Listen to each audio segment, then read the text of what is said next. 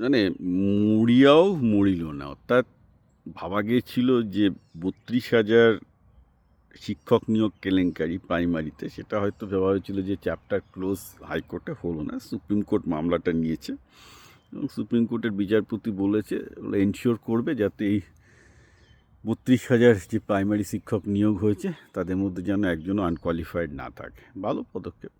এই ইতিহাসটা আপনারা সবাই জানেন। প্রথমে অভিজিৎ ব্যানার্জি তিনি এই ৩২,০০০ চাকরি বাতিল করেছিলেন, তারপর তার এগেনস্টে মামলা হলো সুপ্রিম কোর্ট থেকে, আবার সেটা হাইকোর্টে ফিরিয়ে দেওয়া হলো একটা বেঞ্চে, এবং তপব্রতবাবুর বেঞ্চ বললেন কি না ৩২,০০০-এর মধ্যে ৪০০ মতো তারা ডিসক্রিপেন্সি খুঁজে পেয়েছিলেন, তাও সেটা সিরিয়াস না, এবং বললেন যে মাত্র এই কটার জন্য তারা মানবিকতার গ্রাউন্ডে এবং অনেক গ্রাউন্ডে প্যানেল ক্যান্সেল করবেন না।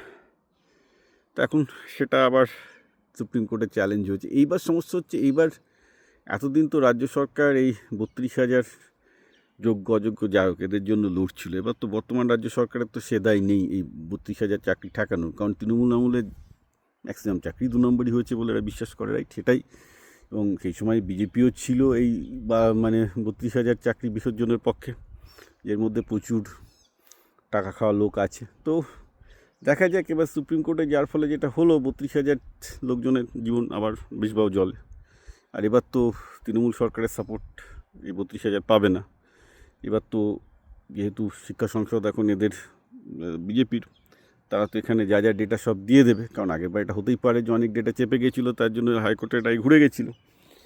সে সিবিআই যতই তদন্ত করুক না কেন, আলটিমেটলি যেটা স্কুলের যে এজেন্সি, মানে আলটিমেটলি গিয়ে যদি এখন একটা এজেন্সি স্কুলের মানে সরকারি এজেন্সি যদি বলে যে না ৩২,০০০-এর মধ্যে আগের সরকার দুর্নীতি করেছে, তাহলে ৩২,০০০ শিক্ষকের চাকরি যাবে।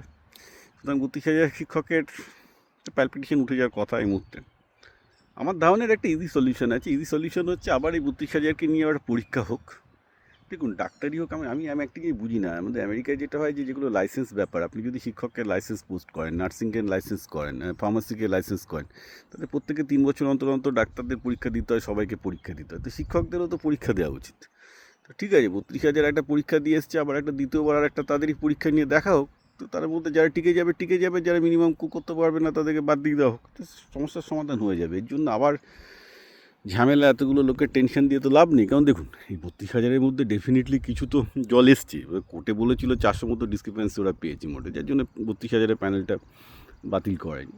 কিন্তু ব্যাপারটা হচ্ছে এর মধ্যে প্রচুর জল থাকতেই পারে। একটা আবার পরীক্ষা নিয়ে জিনিসটা ইজিলি মিটিয়ে দিলে সবাই শান্তিতে থাকতে পারে আর কি। নাহলে যেটা হবে, আবার এই ৩২,০০০-এর মধ্যে যোগ্য তো অনেক আছে, তাদের ফালতু প্যালপিটেশন শুরু হবে। তবে আমি বলবো এইসব শিক্ষক নিয়োগের এইসব জিনিসপত্র এখন অধিকাংশ প্রাইমারি স্কুলে ছেলে যাচ্ছে না, গ্রামের দিকে আবার অত্যাধিক ছেলে মেয়ে, তারা কিছু শিখছে না। এই প্রাইমারি স্কুলে মেন যেটা দরকার এখন, পাস ফেল ফিরিয়ে নিয়ে আসুক, স্কুলগুলোকে রিফর্ম করুক, স্কুলগুলোকে ভালো করুক, আমরা এটাই চাই। কারণ আলটিমেটলি পশ্চিমবঙ্গে প্রাইমারি স্কুল শিক্ষা হ্যান সরকারি শিক্ষা পুরো উঠে গেছে।